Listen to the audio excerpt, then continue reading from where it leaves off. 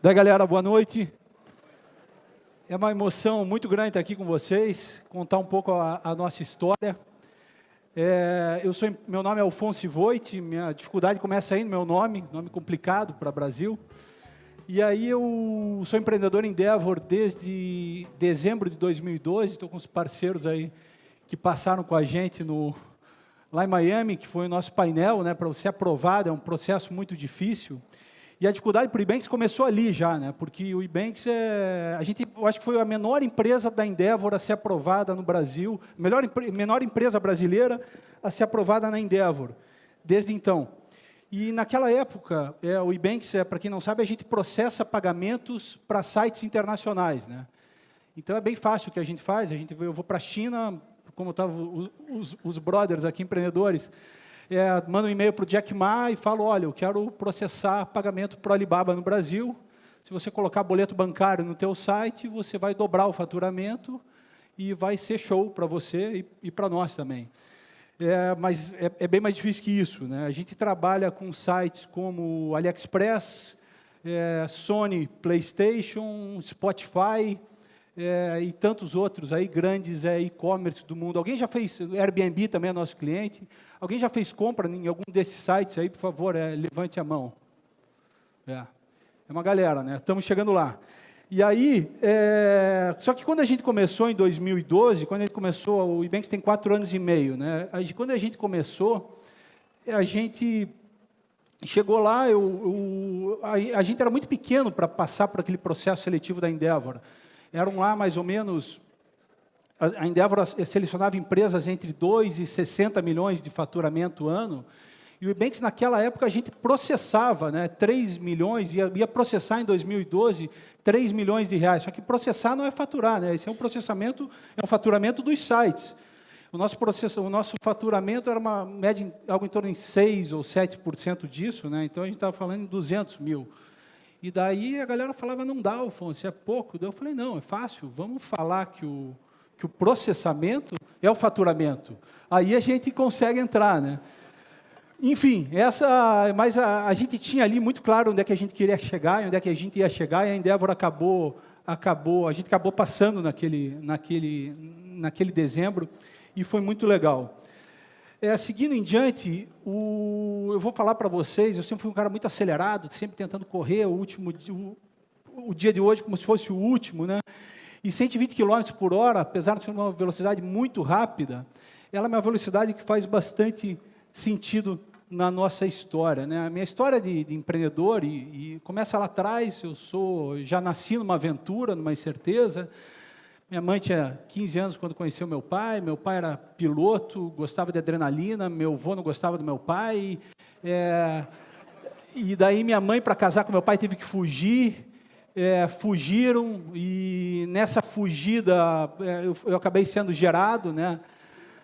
Minha mãe tinha 17 anos, nasço eu nesse ambiente, meu pai nessa época era um super empresário do setor de moto e carro, então tinha equipe de motocross, de motovelocidade, foi campeão brasileiro de kart, e eu nasci naquele ambiente ali, só esperando minha hora de chegar, né? Pô, meu pai, meu herói, né? Eu falava, pô, agora eu vou daqui a pouco, eu com 3, 4 anos ali pequenininho, já queria correr e tal, vai chegar minha hora de começar a pilotar, eu vou ser um puta piloto que nem meu pai, né? O fato que, Brasilzão, né? Lá atrás, estamos falando de 40 anos atrás, meu pai bem na minha hora de sentar no kart, quando eu tinha 5 anos, foi tudo pro buraco, fomos morar de favor na casa do meu vô, mesmo vô que não gostava do meu pai, falando, ó, tá bom, tá vendo, filha?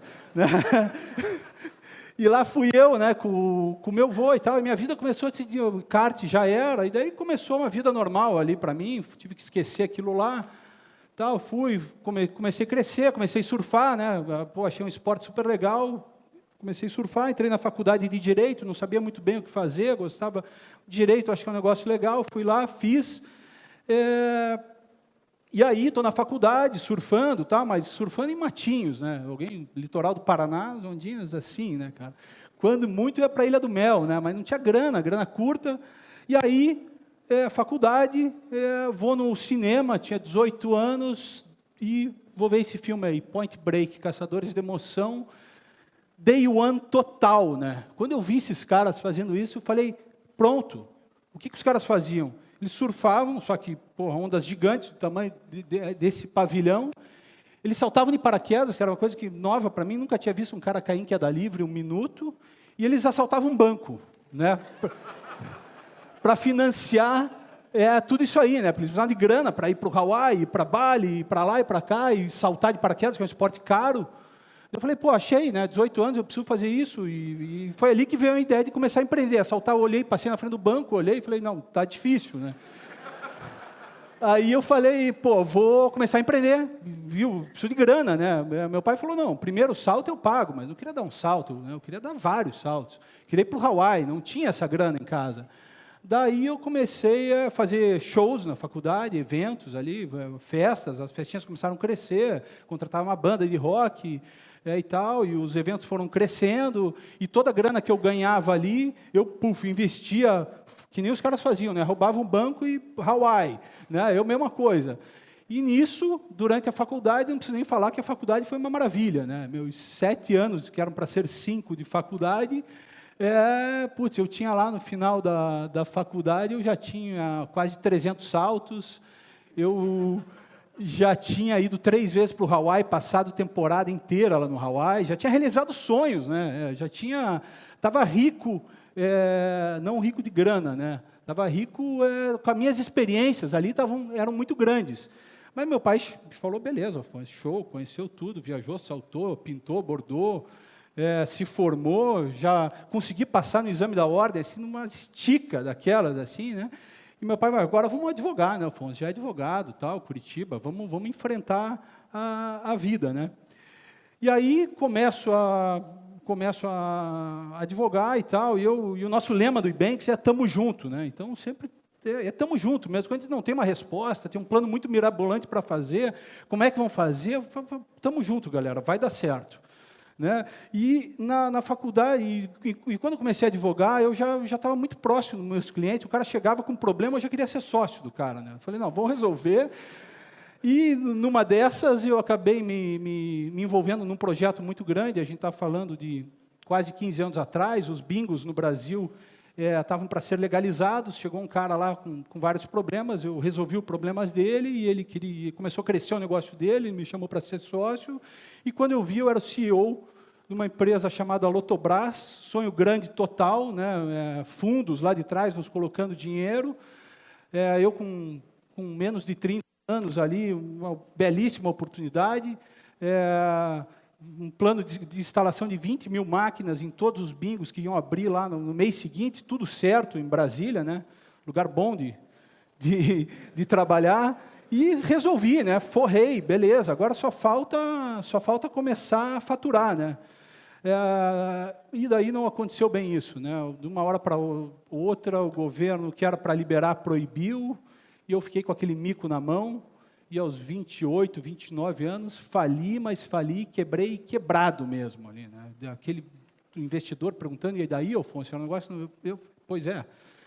Não tinha muito o que falar, ali foi muito difícil aquele momento, mas eu ainda tinha minhas válvulas de escape ali, né? Eu falei, não, para tentar ali, vou fazer um mega show agora, depois disso, né, fazer para 30 mil pessoas, Bruno e Marrone estavam estourando no Brasil naquela época, e eu tinha ainda meus contatos do show business, eu falei, vamos, em vez de fazer show para 5, 6, 8 mil pessoas, vou fazer um mega show para 30 mil pessoas, no estádio do Paraná Clube, que é o meu clube de coração, né, e vou pelo menos tentar recuperar para recomeçar a minha vida daqui, né. E aí, mais um fracasso retumbante daqueles... O break-even do show eram, acho que 12 ou 15 mil pessoas, um mês de chuva em Curitiba, foram 5 mil pessoas, um prejuízo terrível. Logo depois disso, no surf, né, a gente fala mar storm, né, o mar que se não deve entrar na água, está muito grande, ruim.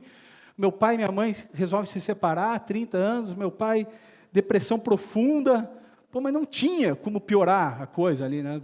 Fim do poço total, e eu falo, não, mas eu ainda tenho meu surf, eu ainda tenho meus saltos, eu já tinha 1000 saltos de paraquedas nessa época, vou esfriar minha cabeça, não tinha onda para surfar, eu vou fazer um salto de paraquedas em Paranaguá, vou abrir meu paraquedas, vou ver o mar, 120 km por hora é a velocidade que a gente pousa, né? Então o paraquedas chega bem rápido, passa por cima de uma aguinha dessa. Eu falei, maravilha, vou fazer um salto e vou para casa depois, tranquilo, e depois vou resolver os problemas, né? Mas isso aqui, meu olho brilhava bastante quando eu fazia isso, né? E eu fui lá fazer meu salto, mais um, já tinha feito 990 vezes.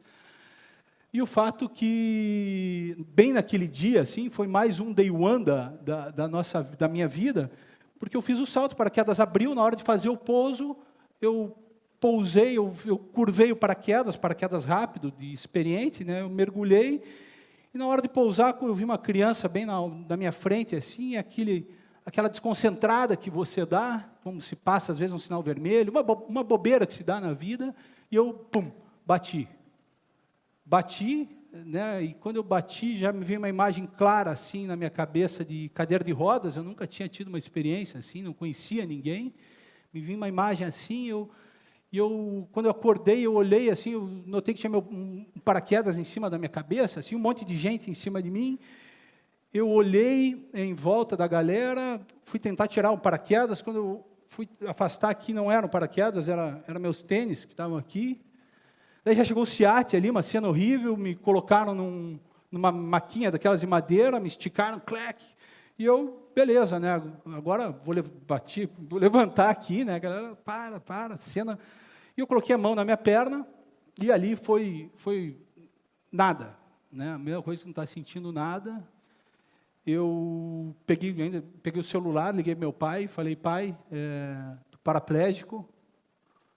Ele falou, eu falei, calma, vamos para o hospital, que eu tenho que me operar, só tente achar alguém para me operar, essa é a minha única chance de eu voltar a andar, é alguém me operar rápido, e daí aquela correria, vai para o hospital e tal, o primeiro médico chega, olha, foi uma fratura exposta de coluna, o cara olhou, falou, você nunca mais vai andar, e eu estava tranquilo ali, eu estava, ok, não vou andar, mas estou vivo aqui, vamos para frente, eu falava para o meu pai, para o meu irmão, tira esse cara daqui, que esse cara não sabe nada, eu vou andar, e o cara, não, é normal, mas é fratura exposta, não tem o que fazer, e eu falava, pai, acha alguém que me opere rápido, né? E outra coincidência do destino, tinha um cirurgião de coluna naquele hospital, naquela noite, num dia só que o cara me conhecia, ele chegou logo depois desse primeiro médico que me atendeu, falou, Alfonso, eu falei, vamos lá, ele falou, não, eu vou te operar e a gente vai sair dessa junto, né? E aí, aconteceu, teve a operação, mas essa foto que vocês estão vendo aí foi 1 ano depois, exatamente 1 ano depois, né? Daí entra aquela história do empreendedor de persistir, né? Muito. Em vez de fazer 3, 4 fisioterapias por semana, eu fazia 7 por dia. Eu coloquei um objetivo na minha vida, que era voltar a andar.